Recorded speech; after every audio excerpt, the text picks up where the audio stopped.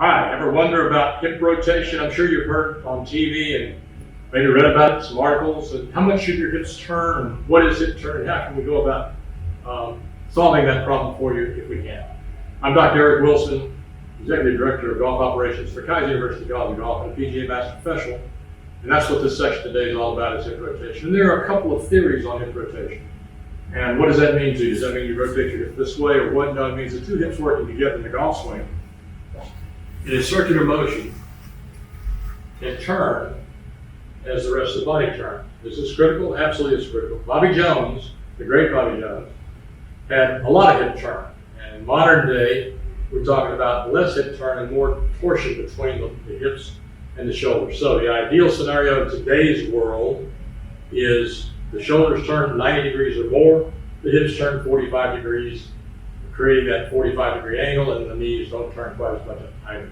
In the olden days, Bobby Jones' time, he had a tremendous amount of hip turn. It looked like it was almost 60, 70 degrees of hip turn to go with the shoulder turn, which created more rotational force and allowed him to hit the golf ball a long, long way.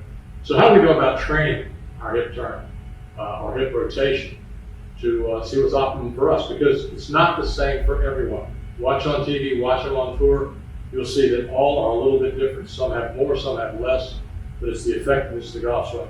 So as Bobby Jones once said, it's pretty much irrelevant how you start the club back in the golf swing. So the sequencing of the feet, knees, hips, shoulders, arms, hands, golf club is not important going back. What is important is on the way down. And the way down means you start after your backswing turn, you start with your weight moving to your left foot, then the left knee, then the left hip, the left shoulder, and into a follow-through position. So what I would ask you to do in this segment is to try those two out. Try a lot of hip turn. And one way of doing that, you can look at my feet, would be to flare both feet out, which allows you to turn maximum in the backswing and maximum in the follow-through. If you want to restrict that turn going back, this is for right-handed golfers, of course, left-handers, just change the direction. Then you would square up, as Ben Hogan did, the right foot, which will restrict your hip turn and also create more tension or stretch motion between your upper body and your lower body. So, wrapping this up, what's best for you? We don't know until we do it. So go take a few balls with a 7-iron, tee them up, because we're not after hitting perfect shots, we're trying to figure out how much hip rotation is good for you. Flare both feet, make a few swings, see where the golf ball goes.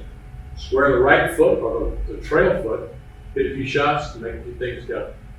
If you have any questions or comments, please place them in the box below. Please be sure to subscribe to our YouTube channel.